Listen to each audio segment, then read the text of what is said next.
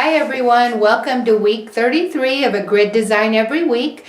This week we're going to do something a little different. We're going to work on a diamond grid, and that's always fun to change things up a little bit. And I'm going to show you how to quilt Sashiko diamonds. I know you've probably seen them around throughout your life in fabrics and other quilts. It's a beautiful design that's been around for probably hundreds of years in the Sashiko world, but I'm going to show you how to quilt it on your sewing machine. So come on over and we'll get started. Alright, so I've drawn it out right here first.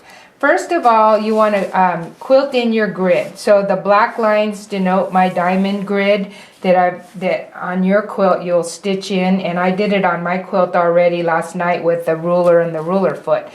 But I'm going to show you how to quilt it. So you are going to quilt this design in rows like this. So here we go. We're ending here. We're going to travel down here, stitch it like this, travel, and go to the next diamond block.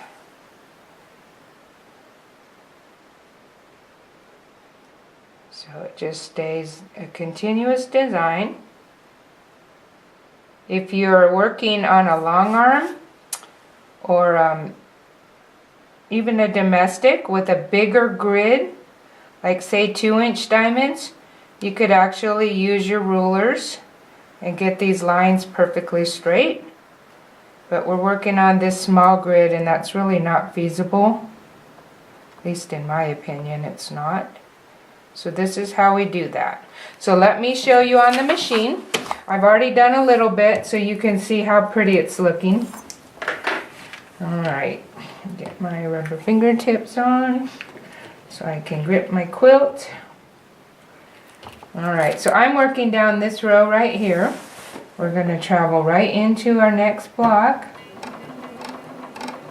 And again, traveling with using that the silk thread makes that a lot nicer. You don't see all that heavy thread buildup.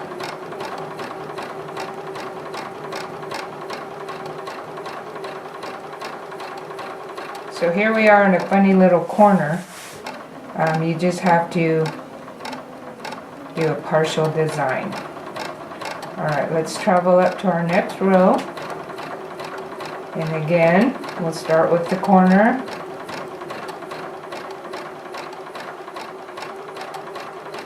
Alright, now, let's see. I need to think about if I go this way. Yep, I want to go up here. So I quilt this little diamond.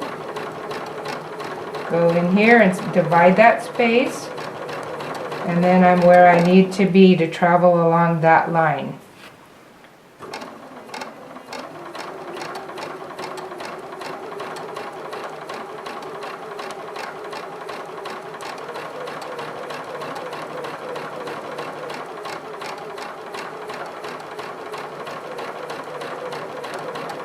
Remember on this second one, if you just divide the space, it'll look nice.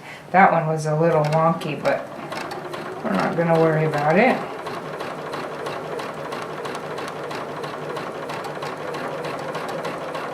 As with all of these grids, once you do them for a few minutes, you sort of get in your groove.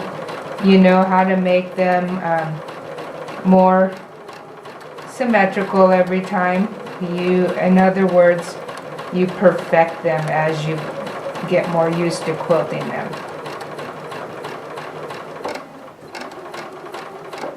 Let's see, what do I need to do here? Alright. Alright, we'll do one more row. Let me just say one thing here, point this out. If you were really concerned about making them more perfect, you could draw a line down the middle. Or if you had a triangle grid, let me see, I've got one on here somewhere if I can pull it over. Okay, let's look at this real quick. This triangle grid, you see we've already got diamonds. It would be very easy to do this Sashiko diamonds because we've already got that line down the middle. So that every time you pivot and go the other direction, you've got a line to do that on. So that would be perfect. So if you just mark a diamond grid, just draw a line down the middle and you'll have your pivot point so that your diamonds will be more perfect every time. All right, let's go up here and do our last little bit.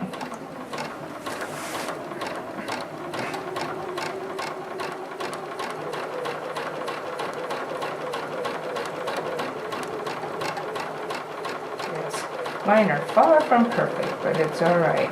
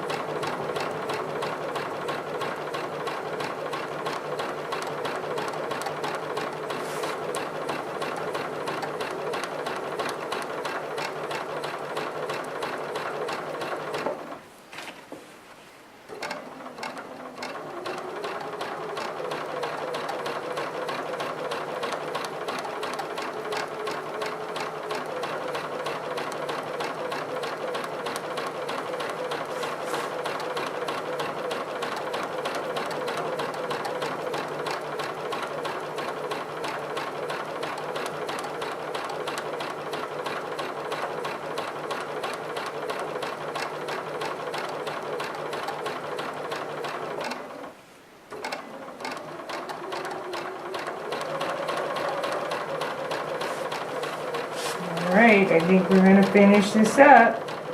Take it out of the machine and have a look at it. You can see it looks very pretty. My diamonds aren't perfect. We'll flip it over and have a look and see how it looks on the solid fabric. Alright, let me turn that over. Alright, there it is. Very nice.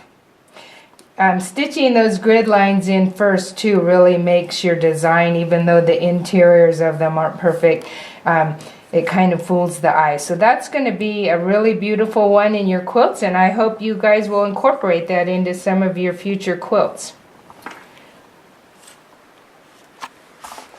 All right. That's it for another week. Remember, if you like the grid designs, you might want to check out my book, the Grid Design Workbook. It's available at Quintessential Quilting or from American Quilter, the AQS website. And it's got 13 different grid-based quilting designs, plus I talk about how to mark your grids, marking tools, things to watch out for, and good grid marking tools. Also, how to wash and block your quilts at the end. So, hope you'll check that out. And, I cover a lot of basic stuff on our tutorials, but this really gets into the weeds about creating beautiful grids on your quilt. So, hope you'll check that out. And join me next week for another fun week of a grid design every week. Thanks. Bye-bye.